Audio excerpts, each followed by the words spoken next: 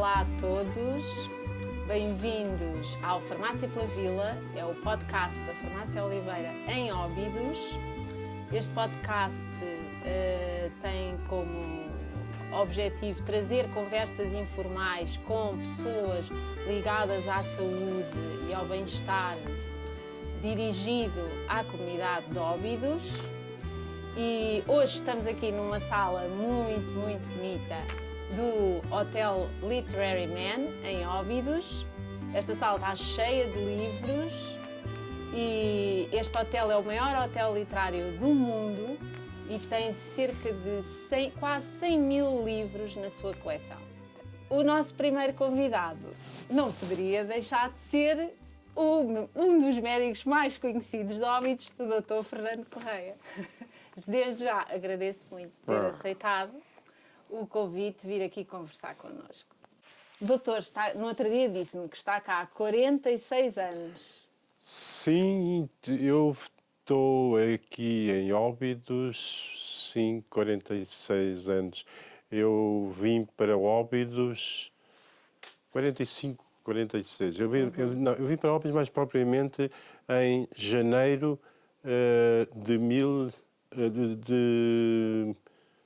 janeiro de 1980, exatamente.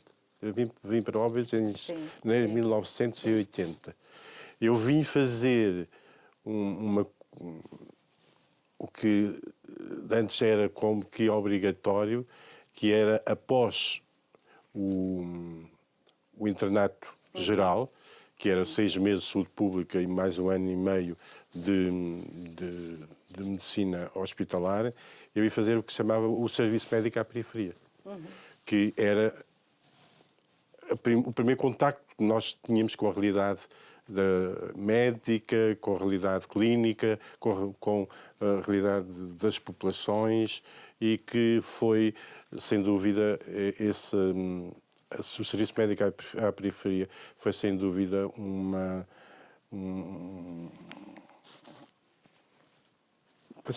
foi qualquer coisa que resultou muito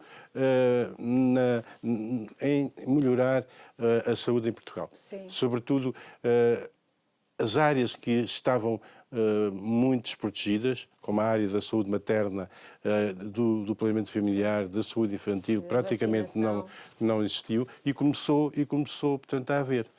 Nós tínhamos índices de taxas de mortalidade infantil que eram miseráveis, até mais ou menos até 1973, 73, 74, 75, e a partir daí, a partir da introdução do serviço médico à periferia, essas taxas melhoraram substancialmente, porque apostou-se imenso, não só na medicina curativa, mas muito na medicina preventiva. Os cuidados primários. Os cuidados primários são aquilo que nós exercemos, quer da parte curativa, quer da parte preventiva. Sim. Agora, eu acho que, era um mundo que estava todo por descobrir. A clínica geral não existia. Portanto, existia a chamada medicina das caixas de previdência, que eu ainda cheguei a fazer em substituição de uns colegas quando estava a fazer o meu estágio do internato geral em Coimbra. E foi realmente o serviço médico à periferia que deu uma certa alma à medicina ao nível à medicina familiar. Sim. Porque começou a haver médicos e começou a acabar a caixa de previdência. Eu ainda me lembro que, enquanto serviço médico à periferia e depois como médico eventual do Centro de Saúde de Óbidos, eu não exercia no Centro de Saúde de Óbidos. Eu só comecei a exercer no Centro de Saúde de Óbidos em fevereiro de 1982, porque o Centro de Saúde de Óbidos foi inaugurado em dezembro de 1981. Sabe muitas datas. Sei muitas datas, por acaso sei essa data, porque lembro perfeitamente. O doutor tirou o curso onde? Pronto, Em eu Lisboa? já, se quiser, Nasceu olha, pronto, onde? eu nasci Nasceu- em Torres Novas, nasci no dia 2 de março de 1951, fiz o ensino primário, portanto, em Torres Novas, depois fiz o secundário no Colégio Andrade Corvo, que era um colégio, portanto, que existia, portanto, em Torres Novas. Depois fui para a faculdade, fui um ano para Coimbra, depois, por motivos de ordem pessoal, teve a ver, portanto, com uma paixão que eu tinha na altura, vim para Lisboa. E graças a Deus que vim, porque eu não gostava muito de Coimbra, sinceramente. Apesar de toda a gente gostar muito do ambiente de Coimbra, eu não gostava muito do ambiente de Coimbra e gostei de estar em Lisboa. Acho que fiz bem. E sempre quis medicina? Isso nunca teve indeciso entre outra coisa? Foi sempre a medicina que pensou? Bem, eu vou contar uma história. Eu vou contar uma história. Eu, quando tinha pai 12 anos, quando andava no colégio, eu tinha uma professora, que era professora de português, que o marido era psicólogo. Penso que em Madrid, mas que vinha em Lisboa e Madrid. E então ele fez uma espécie de inquérito de orientação profissional. Nós, que éramos alunos, penso que do 7º ano, nessa altura era o 2º ano, o 2º ano do ensino secundário, que correspondia agora ao 6º ano. Sim, com 12 anos. Sim, é mais ou menos isso. 11. E no final, essa orientação, esse inquérito e dessa orientação profissional resumiu uns pontos que ainda hoje eu voltava exatamente há 100 anos atrás. Sim. Era exatamente aquilo que eu gostava na altura, é aquilo que eu gostava de ser hoje, mesmo. Se hoje me fossem dizer o que é que você gostava de fazer na vida? Eu gostava de fazer, eu gostava essencialmente da área da medicina, das ciências, da ciência e da medicina. Gostava de ser médico dos humanos e médico veterinário. Gostava da área da ciência, gostava muito da biologia. Gostava muito, portanto, da área ligada, portanto, à psicologia e, de certo modo, um bocadinho à filosofia. E gostava da agricultura. Eu, talvez aí, porque os meus pais eram agricultores do Ribatejo e talvez por aí gostava de ser engenheiro agrónomo também. E depois gostava de ser uma outra coisa. Era marinheiro. Marinheiro? Marinheiro. Ai, que Adoro o mar, adoro o mar, adoro o mar. Eu tive ainda hoje, eu vejo o mar todos os dias, graças a Deus, 2 vezes ou 3 por dia, porque moro em São Martinho do Porto, há 20 e poucos anos. Que giro. E o mar para mim é um fascínio que, pronto, era isto. Era médico, biólogo, engenheiro agrónomo e marinheiro. E marinheiro. E é isso que hoje se me fossem, eu testo matemática, testo economia, testo engenharia, testo coisas... Tecnologia. Trabalhos manuais. Testo isso tudo. Portanto, aquilo que eu hoje... se voltasse outra vez a fazer aquele inquérito de orientação profissional, ia dar exatamente igual. Não ia mudar absolutamente nada. E depois do curso... Vem aqui fazer... Depois como do é que curso... vem aqui parar? Escolheu esta zona? Não, olha, como é que eu vim parar aqui? Eu vim parar aqui no chamado P3, que é o Serviço Médico à Periferia, que eu falei há bocado. Sim. Que foi foi importante naquela altura. Escolhiam as zonas? Não, foi o doutor que escolheu esta zona? Fui eu que escolhi. Era perto do mar. Pois, era perto do mar, mas eu escolhi porque havia na altura 4 colegas que eu conhecia da faculdade e que tinham feito o estágio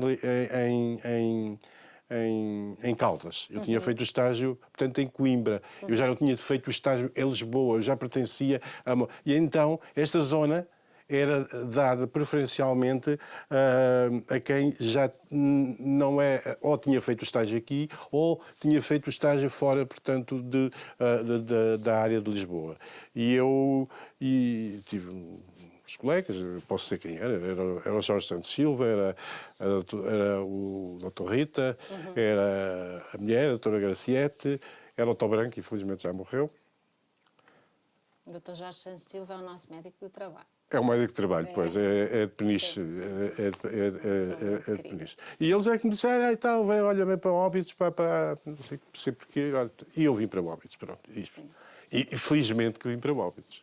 Felizmente que vim para Óbidos. Eu depois do Serviço Médico à Periferia, passei, portanto, a médica eventual do Centro de Saúde de Óbidos, sem haver Centro de Saúde de Óbidos. Sem haver edifício, Centro de Saúde de Óbidos. E aí eu tive uma altura em que eu tive para sair de Óbidos. E então foi uma coisa que gira que fizeram uma baixa-assinada à população para eu ficar cá. Não sei se foi por isso, provavelmente não foi por isso que eu fiquei cá, mas ajudou e agradeço a estas pessoas o terem feito. Mas depois fui esse ano como médico eventual do Centro de Saúde de Óbidos, sem o edifício, portanto, nós tínhamos 2 gabinetes, que eram, portanto, onde hoje é o hotel onde era a Misericórdia, portanto, aqueles 2 gabinetes da parte de baixo, eram onde exercia, de um lado, o Dr. Freitas, que era o antigo delegado de saúde, e que exercia, portanto, a medicina, que era a chamada Caixa de Previdência, e eu do outro que exercia já mais virado para a medicina familiar, sem ainda existir medicina familiar. Portanto, ainda não existia medicina familiar. Eu tive a sensação que, durante esse ano, isto, penso que foi em 82, penso eu entrosei-me muito com a sociedade aqui de Óbidos. Conheci muitas pessoas, muitas amizades. Eu ajudei nos bombeiros, ajudei no futebol, no Obidense, ajudei no Rádio Litoral Oeste, na Rádio Litoral. Procurei, portanto, fazer na comunidade. E pronto, e eu no final desse ano, como médico, portanto, eventual do Centro de Saúde de Óbidos, eu disse que realmente para mim próprio a opção é a Clínica Geral. Não pensou noutra especialidade? Não. E a comunidade é Óbidos. Eu vi uma outra especialidade que eu gostava, e isso tinha a ver, há bocado que eu estava a dizer que gostava de psicologia, e assim, que é a psiquiatria. Eu só há 2 coisas que, efetivamente, eu gosto dentro da medicina. De certo modo, também gosto um pouco da pediatria, mas gosto essencialmente de ser médico de família e também a psiquiatria. Depois fui em 1982, portanto, foi um ano em que fui médico eventual do Centro de Saúde de Óbidos, e em 1983 fui colocado como clínico geral no Centro de Saúde de Óbidos. 82 ou 83, foi mais ou menos por aí. E aí passei a ser médico de Clínica Geral do Centro de Saúde de Óbidos. Nós, na altura, tivemos que fazer uma formação específica, porque nós éramos médicos de Clínica Geral sem ser especialistas. Exatamente. E então tivemos 2 anos, que eu penso que foi de 88 e 90, penso eu,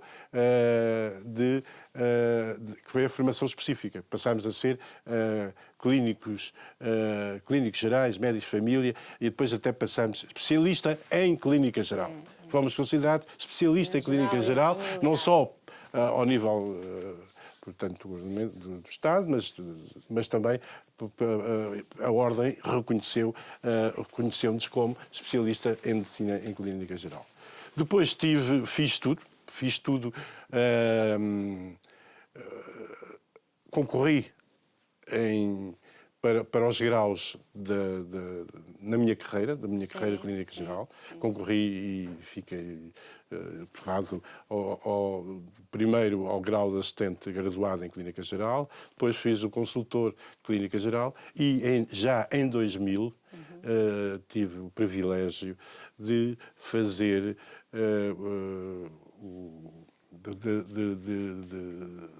fazer um concurso e de ser aprovado para o assistente graduado sénior, aquilo que se chama chefe de serviço, que era o topo da carreira clínica geral, com muito orgulho. Sim.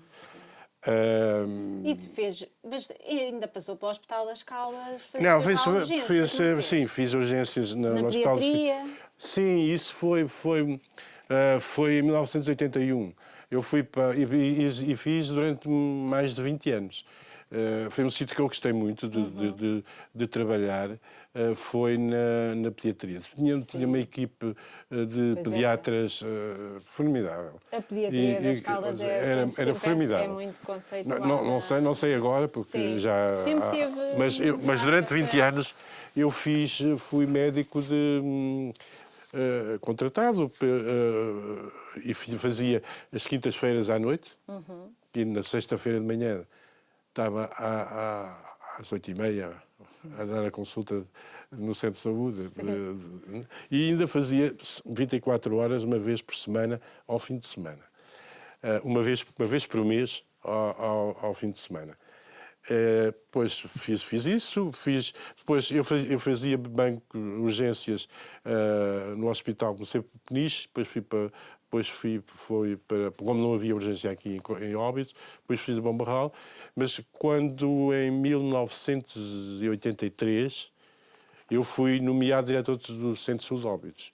Sim. E desde aí, foi quase até ao final da minha carreira, fui sempre diretor do Centro de Saúde de Óbidos. Eu deixei as horas que eu tinha que dar para a urgência, foram transferidas para a direção do Centro de Saúde de Óbidos. Fui também depois, mais ou menos nessa altura, coincidiu com a apresentação do Dr. Freitas, que era um antigo médico de saúde pública.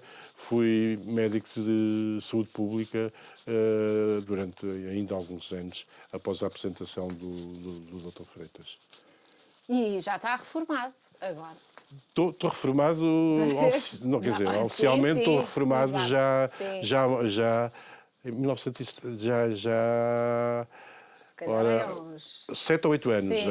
Já vai fazer 8 anos no dia não sei quê de agosto, no dia 2 de agosto, acho eu. Mas não para de trabalhar. Mas não para de trabalhar. Adoro trabalhar.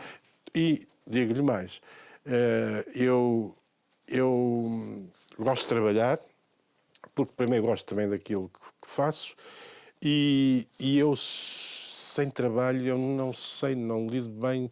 Eu nunca tive férias mais de 8 a 10 dias seguidos. Sim. Eu não percebo como é que as pessoas têm um mês de férias. Não percebo. Porque ao fim de 8 dias eu sinto necessidade, portanto, do trabalho. Por isso, eu continuo a trabalhar e sinto-me muito bem a trabalhar. Trabalho bem. Trabalhei muito, já trabalhei muito. Sim. Eu fiz e faço, mas fiz muita coisa. Eu fui perito médico do tribunal durante algum tempo, trabalhei em hemodiálise, no centro de hemodiálise, assim. Trabalhei lá de idosos, trabalhei numa empresa que era a Selve, naquela altura, que fazia uns exames médicos aos empregados da Selve. Aí trabalhei mais uma série de coisas. E gosta de estudar, mantém-se porque sim, sabe uma coisa, atualizado. Isso, eu vou-lhe dizer uma coisa. Eu tenho uma que já faço isto há bastante tempo. Sim. Eu, normalmente, a partir das 7 horas estou acordado. Portanto, faz-me deitar a 1 hora, como me deitar às 2, como me deitar às 10.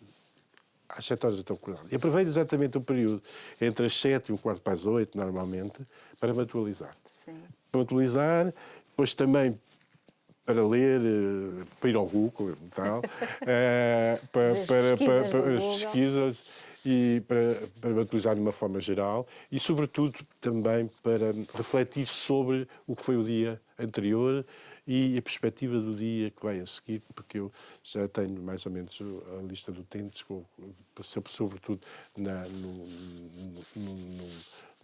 privado, tenho a lista de utentes e sei mais ou menos já alguns problemas que eu tenho que preparar para melhor para esses utentes. Portanto, a minha atualização é das 7 a um quarto para as 8. Sim. E ela é feita quase todos os dias.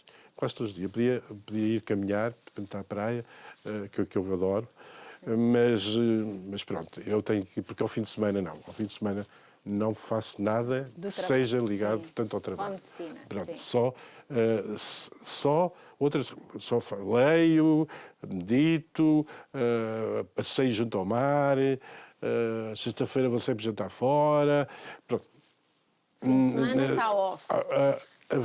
A partir da semana começa-se a trabalhar.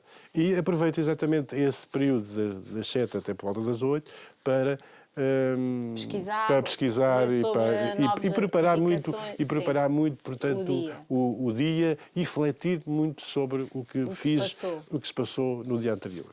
Que engraçado. É verdade, é verdade. Sim. E histórias assim, sei lá, com utentes, histórias porque o médico de medicina geral e familiar é sempre um médico que se envolve muito com a comunidade. E se não se envolver, pronto, eu agora já estou numa outra fase da minha vida, portanto, mas o médico, para ser verdadeiro médico de família e de clínica geral, médico de família, tem que se envolver na comunidade. Sim. E tem que se envolver na comunidade porque deixar um pouco para o lado a sua formação académica e ir ao encontro daquilo que existe na comunidade, na cultura, na economia, nas coisas sociais que existem na comunidade, na história da comunidade, porque só penetrando mais ou menos nisto, procurando entranhar-se, portanto, nestes problemas, é que consegue compreender, portanto, melhor os seus utentes. Sim. Porque há uma relação nítida entre... porque eu quando vim para Óbidos era uma terra extremamente pobre. Era pobre. Era meio rural, praticamente não tinha indústria nenhuma. Não existia. A única empresa que existia na altura, penso que era a Selve. Ao nível do turismo, quase não havia turismo. Sim, era uma coisa muito reduzida. Sim. Eu morei dentro de Óbidos durante uns tempos e Óbidos não tinha, felizmente, nessa altura, essa é outra história. Agora acho que tem demais, pronto. Mas não é demais, não estou a dizer demais no mau sentido. Eu estou a dizer demais porque nem é bom nem para o turista, nem para as pessoas que vivem do turismo. Sim. Porque, isso é uma preocupação geral. Exatamente. Nem só europeia, eu não percebo o que é que uma pessoa, em pleno agosto, vai fazer dentro de Óbidos, porque é tanta gente, então eu acabo de não ver nada nem se sentir bem. Sim. Portanto, mas pronto, mas isso é outra. Mas, não há dúvida nenhuma, é que Óbidos, mas não tem nada a ver com vir para aqui. Existem N restaurantes, N hotéis, está desenvolvido, tanto ali a zona onde era o Béltico, portanto aquela zona, portanto, está completamente. Eu vou lá e perco-me, já não consigo, quando vou lá ver um doente, nem consigo, portanto, já não consigo perceber para onde é que vou. Quer dizer, Óbidos desenvolveu-se bastante turismo. E, portanto, acho que não tem nada a ver com a terra que eu conheci rural, em que as pessoas viviam quase todas, portanto, da agricultura, e havia meia dúzia de pessoas que viviam, portanto, do turismo, mas era só realmente meia dúzia de pessoas. Portanto, uma pessoa que, sem procurar, portanto, envolver-se. Especialmente, portanto, as pessoas... Eu tive essa vantagem também, porque meus pais eram agricultores, eu vivia em Torres Novas e eu vivia mais a zona rural. Portanto, até nisso tive uma certa facilitação para criar ligações. Aqui, Porque Óbidos era mesmo só, e quase, vivia do setor primário. Sim.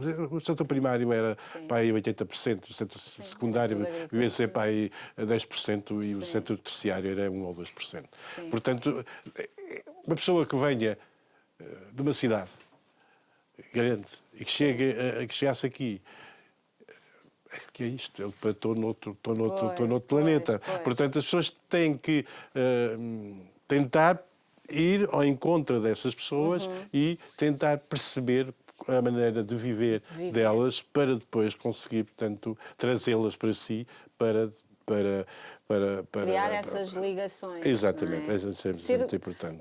Ser médico de família é um bocado ser da família.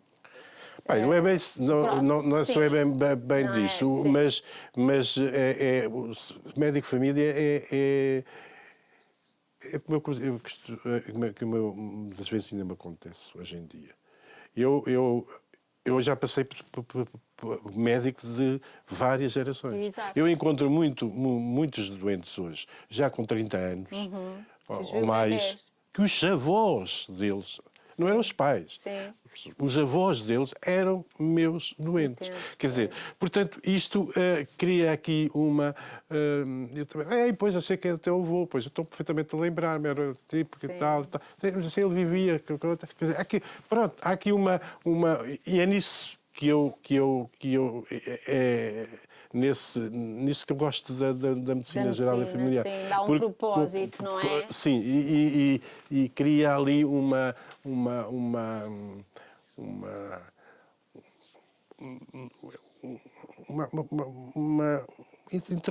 nós conseguimos uma empatia com essas famílias e conseguimos, portanto, eu lembro que quando vim para cá ao princípio, eu ia aos casamentos, ia aos batizados, eu ia aos almoços, eu ia aos jantares, portanto, pronto, como disse, completamente inserido na cidade. Eu cheguei a uma altura que era quase todas as semanas era um casamento, que é uma coisa que hoje já não vou há anos e anos e anos e que não gosto muito. Mas era isso, fazia parte também da minha maneira de ser, portanto, também da minha maneira de ser. Eu estava bem, quer dizer, eu cheguei a uma altura que isto é a gente com que eu gosto de trabalhar e de viver. Sim. E lidar, por exemplo, nós ali sentimos isto também, porque também criamos uma ligação na farmácia com as pessoas que vão lá sempre. E como é que se lida com a perda? Porque nós vamos acompanhando, às vezes uma pessoa que morre e às vezes acompanhamos situações mesmo muito difíceis, não é? E o médico então... É muito complicado. O médico tem que porque são às vezes muitos casos, não é? E o médico tem sempre que... É muito complicado porque, olha... Antes da perda, há uma coisa que é o sofrimento. E, por exemplo, dar uma notícia a uma pessoa que vai ter um cancro. Eu estou a ver o meu envelope, tem aqui um cancro de alto calibre. Como é que eu vou dizer a este senhor ou a esta senhora o que é que ele tem? Mas aí está. Nós temos que conhecer a pessoa, temos que conhecer a realidade. Porque há uns que a gente diz, isto não é bem um cancro, isto é uma biópsia e tal, talvez isto vai fazer agora uma biópsia, talvez isto até seja uma coisa benigna, não se preocupe, não fique preocupado com nada disso. Mas há outros que nós temos que dizer, olha, pode fazer uma biópsia, mas isto de certeza quase que é um cancro. Porque eles até ficavam magoados connosco se nós não lhes disséssemos a verdade. Portanto, nós temos que saber conhecer a pessoa para lhe dar, portanto, essa notícia, que é uma coisa Sim. De mais desagradável que há para o médico. Pois para é. o médico dizer.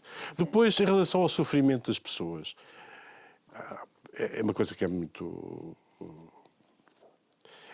É o que eu costumo dizer, é a nossa vida. Eu tenho 45 anos, ou 46, ou 47 de médico, e está-nos alguma tarimba também Claro. e ajuda-nos um bocado a viver o sofrimento dos outros e a perda dos outros. Portanto, eu sinto muito isso, porque eu, além de ter muito... De sentir muita perda dos meus doentes, todos, eu tenho muitos amigos que são meus doentes. Sim. Portanto, sinto a dobrar. Portanto, Pois é. e para isso torna-se mais complicado ainda, mas é a minha vida e eu tenho que, eu tenho que tentar ultrapassar isso. Sim. Não ultrapassar. Isso é... Olha, há quem tenha fé. Sim. E vou-lhe dizer uma coisa. E eu tenho isso vários casos. Uma pessoa com fé ultrapassa o sofrimento e a morte de um familiar com uma naturalidade, uma tranquilidade completamente diferente de uma pessoa que não tem morte. Isso era uma das questões que eu tinha para porque si. eu Sentia isso. Eu tenho, por exemplo... também senti isso na farmácia. Mas completamente. Sim. Eu tenho e tenho, porque a senhora ainda é um casal que ele morreu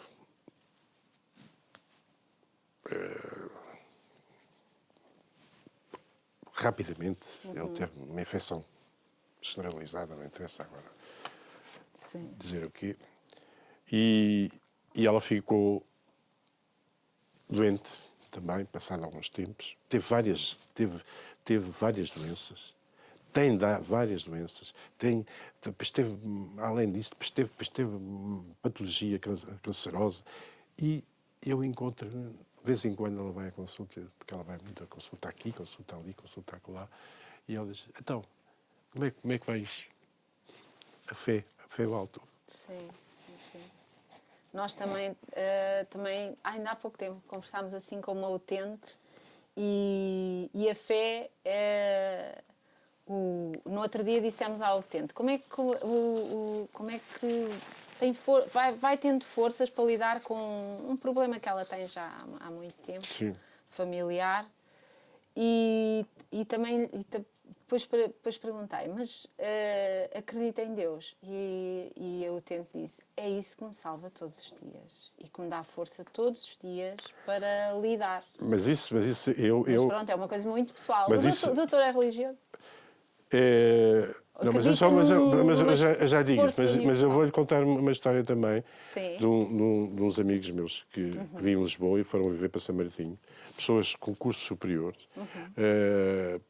e que um filho com 20 anos um dia ia para a escola, para as Caldas, e numa moto e bateu contra uma caminhonete e morreu.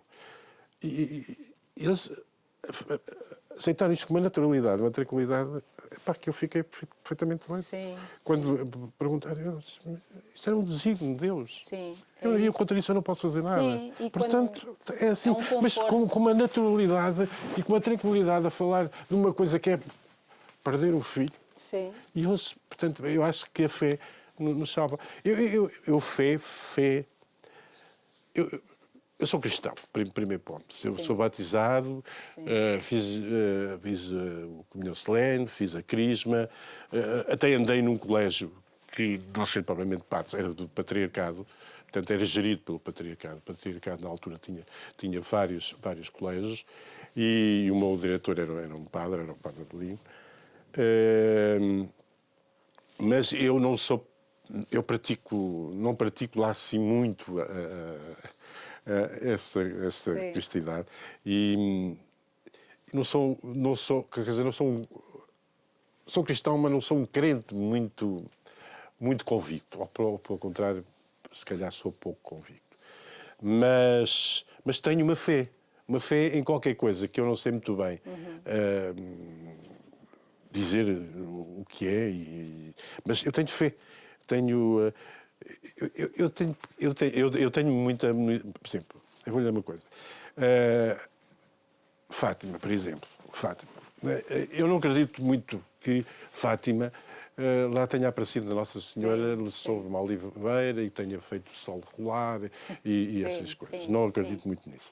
Mas, ouça, é um sítio onde me sinto com uma tranquilidade no espírito que eu adoro. Muita gente refere isso. É a energia que sente no espaço. Exatamente. Faço, uma das coisas que faço é frequentemente passar fins de semana em Fátima. E gosto quando estou, precisamente quando estou. Porque aí está, a fé, não sei, mas será que eu tenho fé naquele simbolismo que aquilo representa? Sim, Se calhar tenho. Eu tive uma vez num congresso em Israel, durante uma semana, mas não tinha nada a ver com agora com o Israel. Israel estava perfeitamente em paz, perfeitamente tranquilo. Eu fui a Belém, portanto, eu passei uma semana de uma tranquilidade que nunca tive em sítio mais nenhum. Sim. E eu penso que era porque eu ia passando por lugares que eu conhecia da história, da Bíblia, da minha catequese, quando andava na catequese, e aquilo dava-me o ir ao Rio Jordão, o apanhar uma água do Rio Jordão, isso dava uma... Eu chegava ao fim do dia sempre muito tranquilo. Não sei, foi uma viagem que me fez muito tranquilo. E por causa da fé, eu lembro-me uma vez, eu estava a falar, nós éramos um grupo muito pequeno, éramos para aí 5 ou 6 pessoas, e estava a falar com um amigo meu, o meu colega, e estávamos a falar com o grupo, e como é que Nossa Senhora veio com grávida, burro, com São José, de uma distância, uma coisa brutal, até Jerusalém, até Belém. Como é que é? Belém, Belém, muito perto de Jerusalém. E estávamos ali a falar, e há um colega que chega ao pé de nós e diz assim: olha, se tens fé, acreditas. Se não tens fé, fica na dúvida. É isso. Portanto, a fé é um bocado, é um bocado sim, disso. e acho que é também acreditar, se calhar, numa coisa universal, não sei se é em símbolos, acho que cada um Sim, não é em faz símbolos, à é sua qualquer... maneira. Acho que a cada um... fé é assim para ver uma esperança, não é? É E exatamente acreditar que há isso. uma força que nos ajuda Exatamente isso. e que nos ajuda a lidar com, principalmente na doença. Sim, isso eu acho que é uma pessoa que esteja verdadeiramente bem fé, em qualquer coisa, por exemplo, neste caso eles são cristãos, as pessoas que eu conheço são as duas, praticam, sempre praticaram, são muito cristãos e continuam a ser, e não ficaram revoltados por causa disso. Sim. Aqui há um caso que eu conheço, uma pessoa que ficou revoltada contra isso, porque achou que não merecia que fizessem isso. Neste caso, eles não. Eles acharam que isto é desígnio de Deus. De E, portanto, Deus irá cuidar deles, portanto, com toda a naturalidade. E como acreditam no pós, portanto, tudo é um conforto. Exatamente, É um conforto muito grande. E histórias assim engraçadas que tenha tido? Eu lembro de uma história. E ainda não foi há muito tempo. A outra história que eu vou-lhes contar, essa já foi há muito tempo. Mas um dia chamaram-me para ir ali para um terreno que não era uma casa, era um terreno que era perto ali do Olho Marinho. O senhor tinha umas ovelhas e tinha um pastor que vivia em condições um pouco precárias, que nem tinha na sua casa um sítio para eu observar, de maneira que eu observei aquele senhor. Da estrada ao sítio que eu observei, eu tinha que andar uns 300 metros pelo terreno, o terreno já cultivado. Eu sei que quando parei tinha trigo, ou o que era, aqui por meio da perna, e eu observei esse senhor de pé, o patrão dele com o chapéu de chuva, e eu a escutá-lo na calma, a fazer as perguntas, o que é que estava. Ele tinha provavelmente uma pneumonia, foi medicado e safou-se tenso. Portanto, acabou por morrer passado uns tempos, mas não foi por causa disso. Sim. Foi assim uma história que eu até disse ao senhor: só eu é que vinha aqui fazer isto que você sempre fez. Sim. E há outra história que a foi passada há muito tempo. Tenho muitas histórias, mas agora estou-me a lembrar. De uma que foi, olha, na altura das cheias, na altura de inverno, ali embaixo, quando se vai para trás do Teiro, ali, que é o Tentadeiro, sabe onde é que é, sabe onde é, que é o Tentadeiro? Portanto, e havia um casal de velhotes que vivia aí. Isso foi mesmo há muito tempo. Eu ainda vivia dentro de Óbidos, portanto já foi exatamente há muito tempo. E o que o senhor chamaram, porque isso era um domingo, acho eu, ou sábado, que a senhora não acordava, era muito sonolenta, só a dormir. E eu, o que é que se passa? Lá vou eu. Quando chego ali, vejo-me aflito para conseguir entrar, porque era um mar de água. Mas um mar completamente de água, aquilo, a estrada ficava completamente inundada de um lado e do outro. Lá consegui, não sei como, já nem me lembro, lá consegui chegar à casa dos senhores. Então o que é que tinha acontecido? Tinham receitado 2 medicamentos, o Alcion e o Modretic. Que era aquele medicamento, o Modretic, então, que se utilizava imenso na hipertensão naquela altura. E o que aconteceu foi que a senhora, em vez de tomar o Modretic de manhã, tomou o Modretic à noite. Em vez de tomar o Alcion ao deitar, tomou o Alcion de manhã. Passou o dia a dormir. Passou o dia a dormir.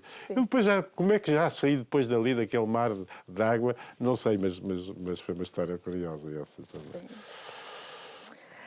Mais perguntas que tínhamos aqui para si. Agora, a falar um bocadinho, agora nestes tempos, nestas fases, um bocado pós-pandemia, agora guerra, agora, mais nestes últimos anos, sente que há um aumento de certo tipo de doenças? Sim. Por exemplo, depressões, ansiedades, demências? Sim, a demência, pronto, mas sobretudo é uma coisa a demência... aqui a nível local, individual, não é a nossa percepção individual.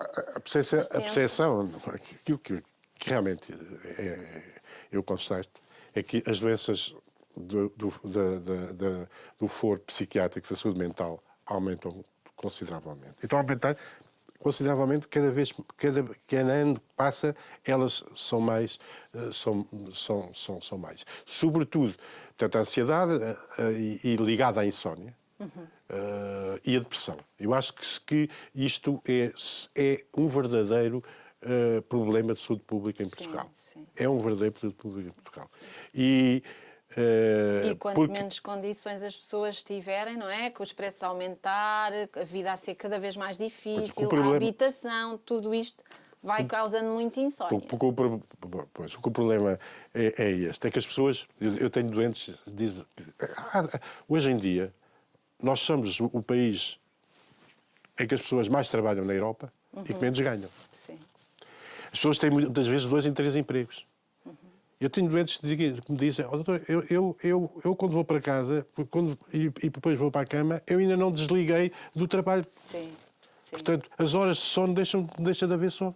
Depois de manhã não corta sem ter dormido praticamente nada. Exausto, portanto, é um dia completamente pela frente, pior, cada um pior. É uma bola de neve. Pronto. Porquê? Porque as pessoas, o trabalho, as pessoas trabalham demasiado.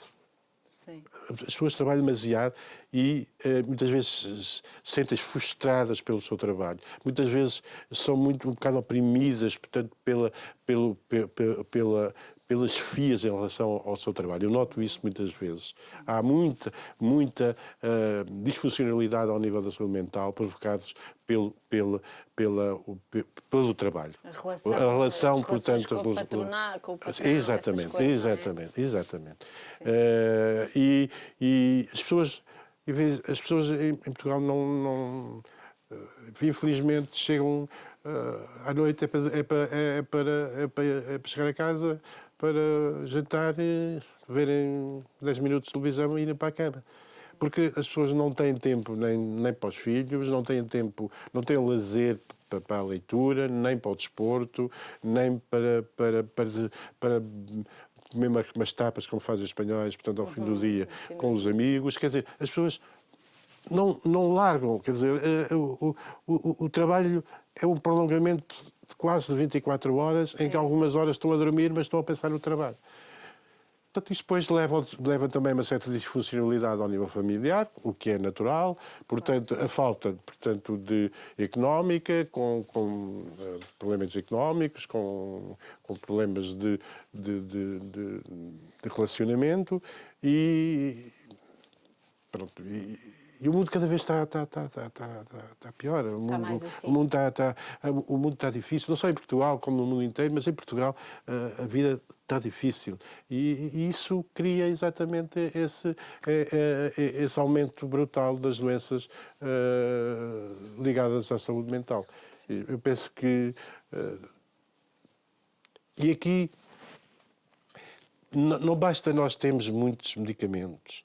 Pois. Não basta nós termos muitos bons médicos, não basta nós termos muitos bons hospitais. Nós temos que criar condições. Aí está aquilo que eu acho que é importante. E aquilo para que nós não caminhamos. Eu penso que os centros de saúde vão se tornar em apenas consultórios médicos de medicina curativa. E deixa de haver aquilo que é tão importante na medicina, que é a promoção da doença e a promoção da saúde e a prevenção da doença.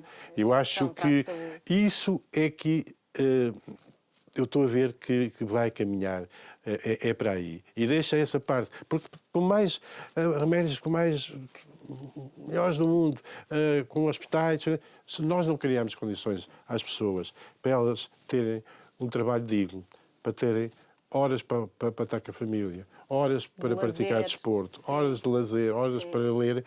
Por mais que nós não criarmos as condições para a vida, por mais guerras, com isto tudo que está a acontecer, esta instabilidade, esta tensão que há no ar, exatamente. Pronto, isto é bom para a indústria, não é por acaso que o que dá a dar é a indústria tecnológica, é a indústria, indústria farmacêutica e a indústria agora do armamento. Sim. Portanto, nós temos que atuar aí. Não quer dizer que deixemos de atuar na área curativa. Claro. Mas por mais que atuarmos na área curativa, se não atuarmos na dignidade da pessoa... Não há medicamento que resolva. Pois por isso é que eu acho que o importante é isto.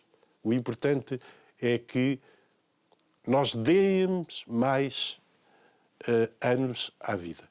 Cada vez mais anos à vida. Mas com melhor vida.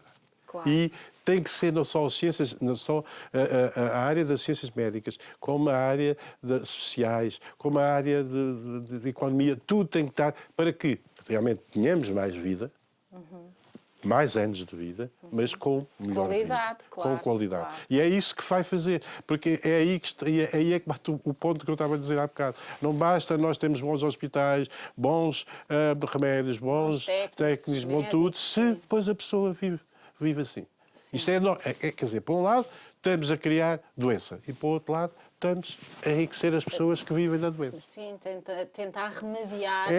Mas é mesmo isto. Infelizmente é mesmo assim. Eu sou médico, mas é aquilo que eu acho. Claro. Porque nós estamos a criar doenças. Estamos a criar a doença para que as pessoas. E também às vezes sente-se que as pessoas têm uma pressão tão grande que querem muito um medicamento que resulte muito e que as ajude logo a sentirem-se bem, porque ao mesmo tempo têm muita pressão para continuarem a funcionar. Pois, porque tem que funcionar. Porque tem que funcionar, porque se não funcionam... aquilo desmorona, portanto, como é que... se não são despedidas. Sim. Infelizmente, às vezes acontece isso. Sim. Portanto, as pessoas vivem em condições precárias, a precariedade do trabalho. É verdade que... É verdade. Sim. Portanto, se as pessoas não viverem com dignidade, em que tenham tempo para elas, para a família e para isso, por mais remédios, não vão resolver o problema. E nós estamos muito a caminhar para um mundo muito complicado. Muito complicado. Nós já passámos por uma epidemia que foi o que foi. Nunca tínhamos visto isto, pelo menos nos tempos nossos.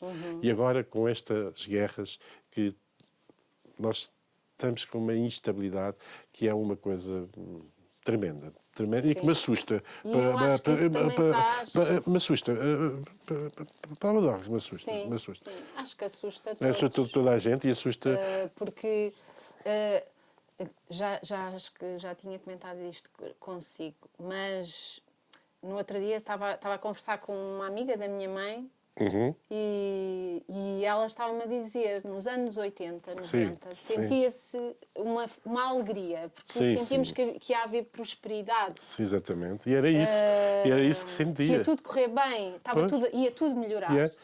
E agora não sente-se exatamente o oposto. E aí está o aumento, e está exatamente o aumento das doenças do foro psiquiátrico. Isso tem muito a ver exatamente com essa instabilidade emocional que as pessoas a todos os níveis neste momento atravessam. E portanto é o consumo dos medicamentos, é o consumo dos médicos, é o consumo dos hospitais e é, infelizmente, aquilo que os doentes sofrem devido a esta instabilidade e esta falta de perspectiva de futuro. Falta de perspectiva as pessoas não têm perspectivas de maioria de vida, de melhoria. Portanto, isso traz-lhe, acho que é muito mau. E as doenças oncológicas também... Sim, de certo modo, eu penso que as doenças... Vêm sim, por acréscimo. Sim, eu penso que as doenças oncológicas que têm a ver um pouco com isso, por exemplo, trabalhar com turnos.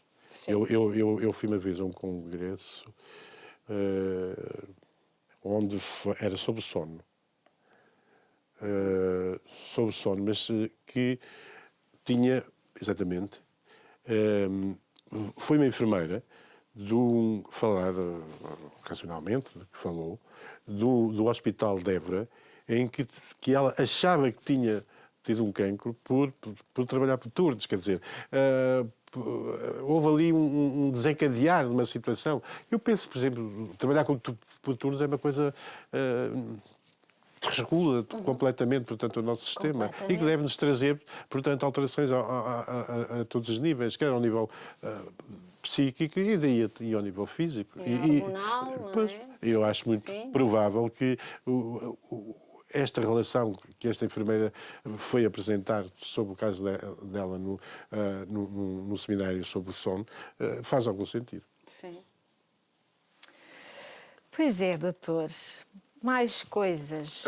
Liga lá. Às vezes sente que,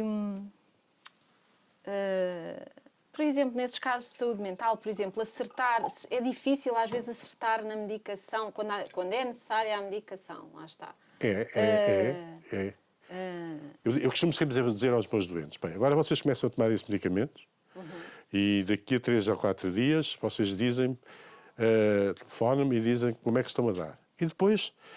quando a gente acertar, portanto, que estão a dar bem com a medicação, deixamos estar durante 3 ou 4 meses. É, porque tem que ser... Tem que ir ajustando a terapêutica. É diferente de doente para doente. Há doentes que nós não... que nós basta dar uma dose assim e ficam completamente...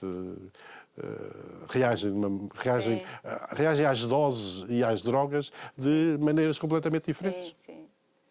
E sente que há áreas mais difíceis de tratar. Se calhar a saúde mental, essa área é das mais difíceis, complicadas de chegarmos a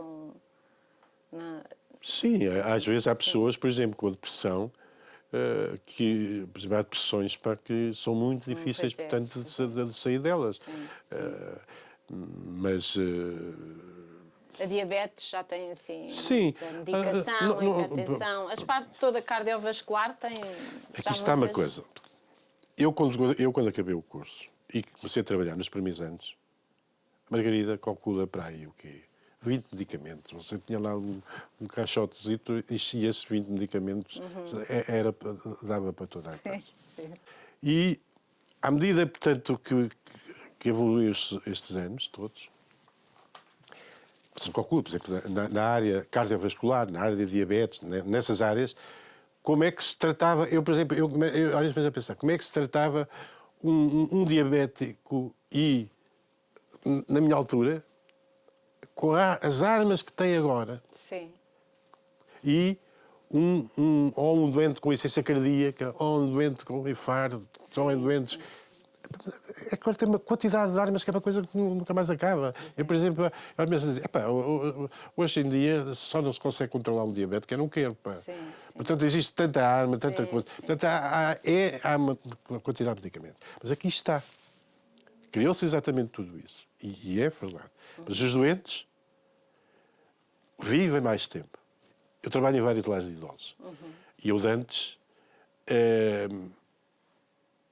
pessoas com 90 e tal anos, era uma ou duas. Pois. Hoje Sim. é normal 30%, Sim. por exemplo, dos lares, Sim. terem mais 30%, terem mais de 90 anos. Sim. Portanto, aqui está. Com os medicamentos, com a medicina, Sim. com os médicos, conseguiu-se que as pessoas vivam mais. Sim. Agora, vivem mais, mas na maioria vivem mais, mas Sim. com pouca qualidade. Pois. E a gente vai aos lares e encontra exatamente isto. Sim. A gente consegue manter os doentes vivos Sim. durante anos e anos e Sim, anos. sim, Mas sim, vale a sim. pena. Pois é. Mas não me falem em eutanásia, porque eu sou a favor da eutanásia, Sim. mas se me dizerem para eu fazer, eu digo que não faço. Sim. Se quiserem a minha opinião. Mas sou a favor. Sim, Mas sim. se me disserem para eu fazer, eu não faço. Sim. É sempre...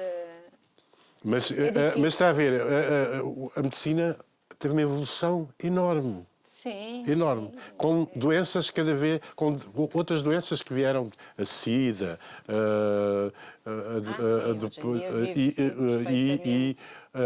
as doenças oncológicas também têm aumentado, mas sobretudo a área da saúde mental, então essa aí tem aumentado.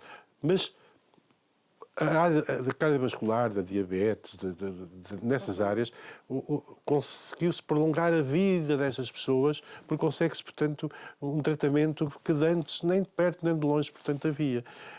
Mas muitas delas à conta exatamente dessa medicação. Se tivesse investido, talvez um pouco mais, no ser humano, na dignidade humana, na dignidade do trabalho, na dignidade da família, na dignidade ligada, portanto, à pessoa em si, e se calhar menos nos medicamentos, conseguia-se um equilíbrio. Sim. Porque assim é só mais medicamentos, mais medicamentos, mais medicamentos. É como dar mais vida aos anos e não mais anos de vida. Exatamente. É mesmo, exatamente isso. Eu mesmo agora há bocado vi que a Baia vai ser multada em não sei quantos milhões, não sei, de euros ou dólares ou não sei o quê, porque tem um produto desses ligado aos pesticidas, aos adubos, que provocou cancro numa pessoa que reclamou e que chegaram à conclusão que era um linfoma. Portanto, aqui está, nós estamos a criar, por um lado, uma panóplia de medicamentos, mas por outro lado estamos a fazer uma coisa que eu me lembro de ter feito no Conselho de Óbidos, no princípio, quando eu vim para cá, foi várias ações, juntamente com outra colega, e também na Rádio Litoral Leste, sobre o uso correto dos pesticidas. Porque os pesticidas, nós ainda somos, mas naquela altura o nosso Conselho era muito rural e tinha muito produtos hortícolas. E então usava-se os pesticidas de uma forma que não era a mais adequada. Portanto, e fomos tentar, mesmo nas escolas,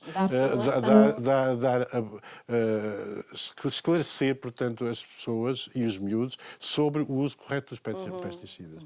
Porque se nós estamos, por um lado, a dar cada vez mais medicamentos, cada vez mais médicos, cada vez mais hospitais, mas, por outro lado, estamos a dar veneno às pessoas e estamos a tirar a dignidade da vida. Claro. Não faz sentido. Pois é, doutor. Tem redes sociais?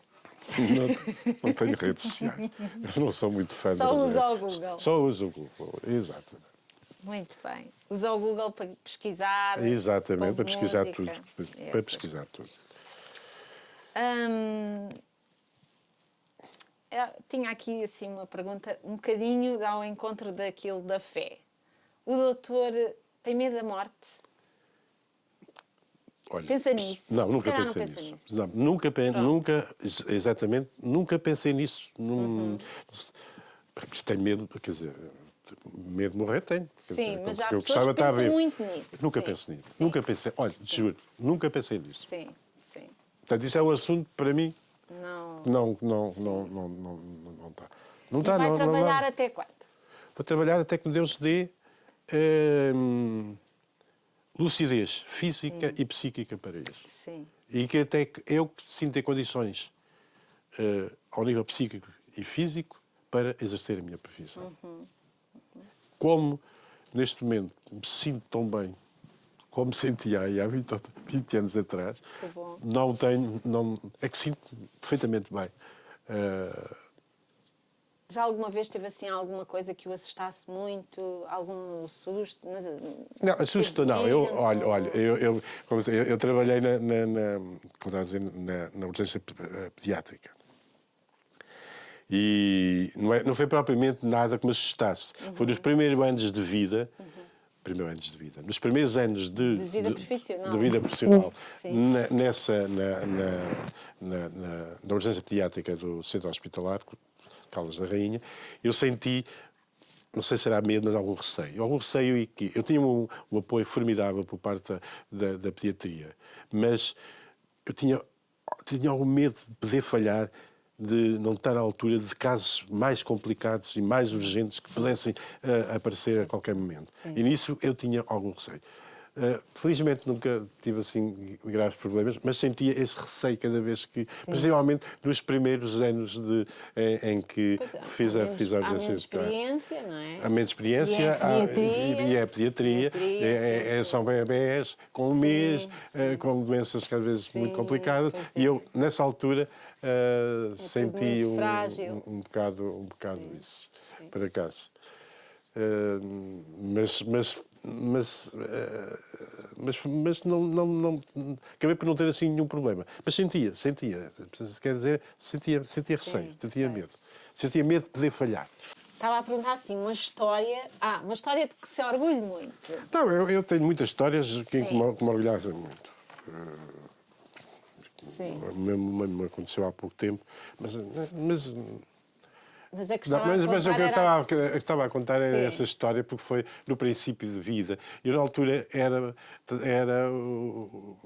ligado aos bombeiros, ligado ao comando e fui convocado rapidamente para ir aí a uma pedreira que havia ali junto àquele riacho que passa pela ponte de Albobriz. Estava um senhor, que eu sei quem é, que eu sou gigante, que ainda hoje é vivo, que eu às vezes, quando ia à Moreira, via-o lá numa cadeira de rodas, acho que não tem pernas neste momento, numa cadeira de rodas, e ele estava, portanto, numa situação perfeitamente de pré-afogamento, estava com a cabeça virada para baixo, portanto, no riacho, e eu, juntamente com os bombeiros, conseguimos salvá-lo.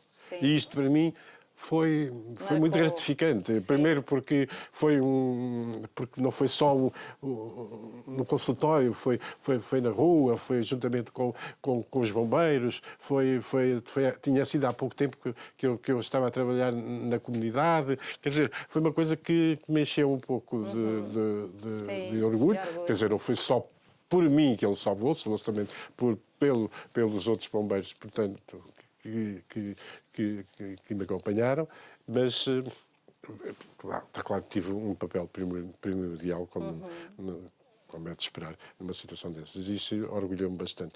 E fez-me feliz, porque era uma altura que eu estava em Óbidos há pouco tempo, e portanto... Sim.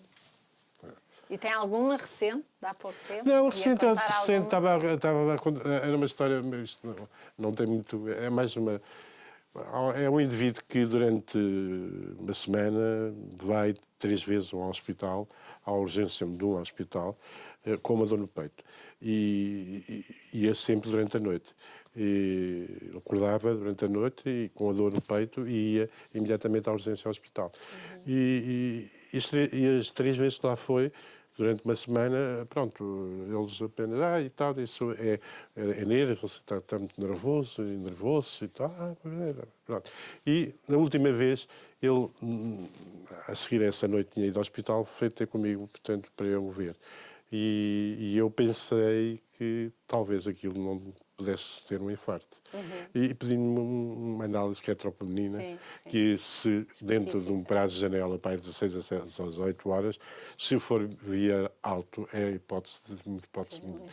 E pronto, ele fez imediatamente isto foi na clínica, fez imediatamente a análise, porque podia fazê-la, nessa manhã, ainda estava perfeitamente dentro do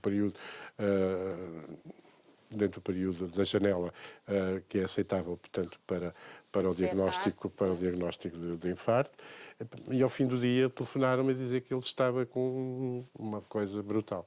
Portanto, eu telefonei ao senhor, enviei-o para o hospital, foi imediatamente para a urgência, foi foi internado e salvou-se e pronto, e não voltou a ter mais infartos. Pronto, isso foi há muito pouco tempo. Esta foi há muito pouco tempo. Mas esta história, pronto, são daquelas que nós temos que eu não gosto de contar. Agora, a outra é mais caricata. A outra é mais diferente. Sim. Tem algum lema que o acompanhe desde sempre? Há uma que eu às vezes penso e que, principalmente quando não faço as coisas tão bem como queria fazer, ou fez mal, que é que não faças aos outros aquilo que queres fazer a ti. Sim. Portanto, essa é uma que eu, e sobretudo me lembro dela mais quando, se calhar, não devia fazer aos outros aquilo que também eu não queria que fizessem a mim. Sim. Essa talvez seja o meu principal lema. Doutor, vamos terminar, entretanto. Temos assim, o que chamamos nós na farmácia, chamamos as medidas não farmacológicas, lá está, as fora do medicamento, que são muito necessárias. E gostávamos de saber que medidas não farmacológicas é que o doutor usa na sua vida. Já percebemos que faz essa, por exemplo, a caminhada Sim, no mar. faço. Procuro fazer caminhadas, sobretudo, portanto, junto ao mar, porque eu adoro. É um período em que faço meditação. Medito, eu gosto de meditar. A minha mulher às vezes ralha comigo, porque eu quase durante a semana não estou em casa e depois ao fim de semana às vezes estou a meditar e preciso de muito silêncio para meditar. Eu ia estar mais a falar com ela. Gosto de ler. Gosto de ler. Gosto de estar, portanto, gosto de estar com os amigos. À sexta-feira, normalmente, à noite, é a minha noite ideal, ou para jantar com os amigos, ou para jantar com a família. Portanto, isso dá-me muito prazer.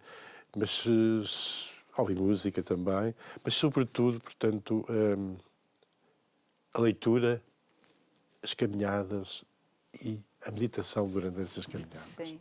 Dá-me uma paz de espírito, que é aquilo que eu São os seus remédios. Que eu procuro. Sim.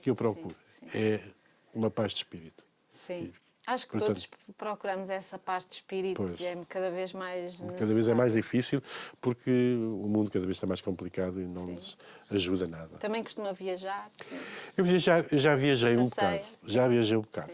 Hoje em dia tenho muita dificuldade em viajar para zonas... Sim. Já percebi. Eu estar 6 horas ou 7 horas no aeroporto à espera do avião e depois fazer mais 8 horas e já ter feito 7, como eu já fiz. Hoje em dia não tenho grande pachorra para isso. Prefiro as pequenas viagens. Prefiro, sobretudo, viajar cá dentro. E eu adoro passar fins de semana. Sobretudo no Alentejo. Eu adoro o Alentejo. A seguir ao mar... É o Alentejo, porque o mar é parecido com o Alentejo. Vocês é que não sei verdade. se... Eu sinto isso totalmente. Aquela extensão que a gente adora o Alentejo. Sentimos no mar. E normalmente o Alentejo é o sítio para onde eu vou frequentemente. Além de Fátima, por exemplo. O último fim de semana que eu passei, há poucos dias foi em Fátima, o outro tinha sido em Estremoz. Eu gosto muito de fazer fins de semana. No Alentejo, não faço fim de semana junto ao mar porque estou junto ao mar todos os dias, portanto não necessito fazer esse fim de semana. Mas privilegio muito esses fins de semana cá dentro. E as pequenas viagens, mesmo, porque grandes viagens, sinceramente, pode ser que um dia, como um dia, que cada vez vai ser mais difícil, porque cada vez vou ter menos pachorra para essas viagens muito longas. Sim. E como não sou um grande fã das viagens organizadas. Portanto, eu gosto... A minha viagem, para mim, é, por exemplo, ir pela Europa, pegar no carro e ficar ali, ficar lá. Não marco nada. Sem grande marcação. Eu nunca marco. Eu tenho viagens, mas é em Portugal, com a minha mulher. Nunca marcamos nada. Nem um quarto, nem nada. Eu já uma vez no Douro, e acabei por ficar num sítio maravilhoso no Douro, num turismo rural, onde já estávamos mesmo, era de noite, e não encontrávamos nada, e encontrávamos aquilo que era um sítio e não tinha ninguém. Arranjáramos um quarto no alto da casa, tinha assim um quarto mesmo no último andar, só um quarto, uma janela virada para o Douro, e o Douro era em baixo, uma vista espetacular. Assim, tá? Valeu a pena chegarmos aqui sem nada marcado. Portanto, normalmente eu gosto, eu sou um pouco organizado. Pronto. E a minha mulher também. E, portanto, nunca organizamos nada e esquecemos das coisas. E portanto, por ela nunca marcava nada. Eu vou ao restaurante, é certeza que há lá lugares. Tu és maluco, vais fazer. Até lá lugares. Portanto, mas eu viajei bastante. Por exemplo, fiz Israel. Gostei muito de ir à Islândia, por exemplo. Adorei a Islândia. Adorei a Islândia. Mas porque é curioso, eu fui a muitos países, mas lembro-me de 2 ou 3. Sim. Lembro-me de 2 ou 3. Porque aqueles que me lembram, passou-se qualquer coisa. Olha, lembro da Islândia, muito bem. Lembro-me de Israel. Muito bem. Lembro-me de uma das viagens que eu fiz à Itália, fiz várias à Itália, mas de uma que eu fiz a Roma, não sei porquê, eu fui a Roma 3 ou 4 vezes, mas foi aquela. Eu acho que não é só o ir. Lembro de ir a Veneza, e gostar imenso de ir a Veneza, apesar de Veneza ser uma coisa que é uma coisa. É pior que Óbidos no verão. É pior que Óbidos no verão. Mas foi de tal maneira, essa ida à Veneza foi tão boa. Não é só o estado de espírito, o estado de espírito, as pessoas com quem vamos, trazem-nos recordações, porque há países que eu fui que eu nem me lembro. Eu nem me lembro de palavra de honra.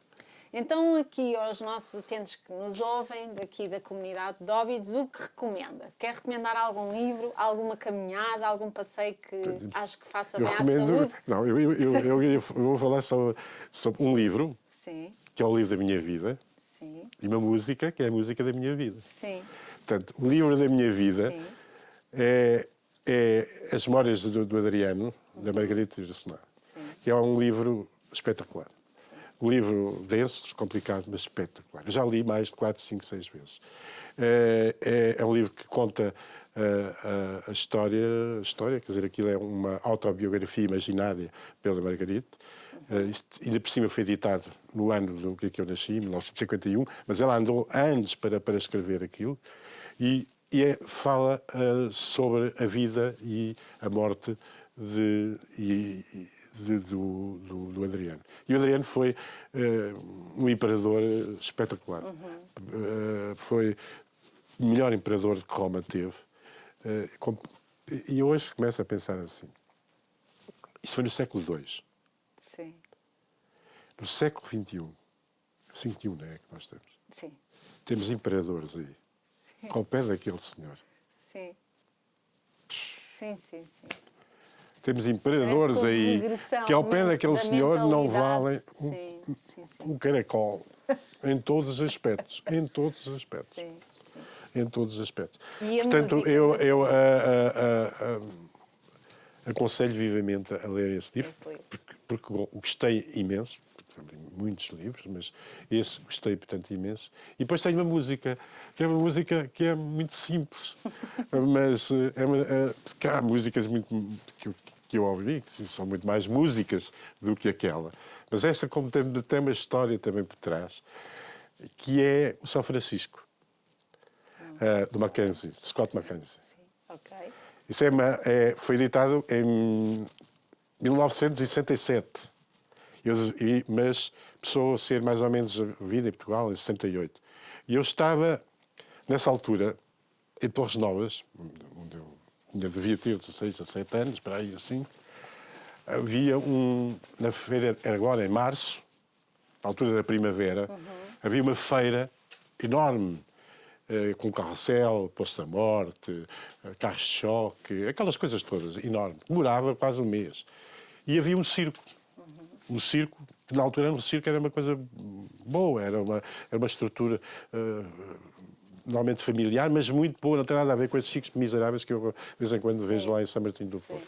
E era um circo que às vezes ficava lá, a feira, por exemplo, demorava 3 semanas, um mês, e às vezes até ir para outro sítio, ficava ali na região, na terra, mais uns tempos. E eu comecei a ver essa música. Olha, fala de amor. São Francisco, fala de de Mackenzie. Fala de flores. Sim. Fala de... que ele diz que quem for para São Francisco tem que levar uma flor na orelha, e a gente de São Francisco é muito boa gente. E cheio de São Francisco. Pois é. E esta música passava todo o dia nos altifalantes do circo. Era o circo Mariano, ou Cardinal, uma coisa qualquer. Mas era todo dia. Nós passávamos, nós, a juventude, os jovens de Torres Novas, passávamos aí as tardes inteiras nos carrinhos de choque, nos matraquilhos. Eu era especialista em matraquilhos. Eu jogava matraquilhos, horas a jogar matraquilhos. E ouvir o Mackenzie a cantar o São Francisco, porque aquilo estava sempre a passar. Depois fazia calor, fazia primavera, havia amor no ar, flores, aquela coisa toda. São coisas que fazem bem à alma. Fazem bem à alma. Depois acabei, sabe, por apaixonar por uma trapezista do circo. que normalmente eles iam um café, que era um café Planalto, que havia lá em Torres Novas, e eu ia também. E acabei por não só ir à feira durante as tardes, como também ir muitas noites vê-la a atuar. A trapezista, sim. E demorou para aí um mês e meio, que foi quando ela ainda ficou depois disto. Mas foi muito engraçado. E eu gosto desta música porque... faz-lhe bem. Faz-me bem. Pois é. Faz-me bem. É. Também acho que é isso que as pessoas precisam muito, é de fazer coisas que lhes façam bem e têm que ter tempo para isso, não é? Pois, exatamente. Que é isso que eu também não tenho muito, é isso. Estou a falar dos outros, mas eu faço mesmo. Portanto, mas isto é o sistema em que nós estamos incorporados. Sim, é um sistema acelerado. Obrigada, doutor. Nada, foi muito bom foi um prazer, consigo. foi um prazer. Foi mesmo um prazer. Foi um prazer. Foi. Foi muito prazer, gostei Muito obrigada imenso. Gostei imenso. Ok. E muito obrigada a todos os que nos ouviram. Foi mesmo uma conversa boa e até ao próximo episódio do Farmácia pela Vila.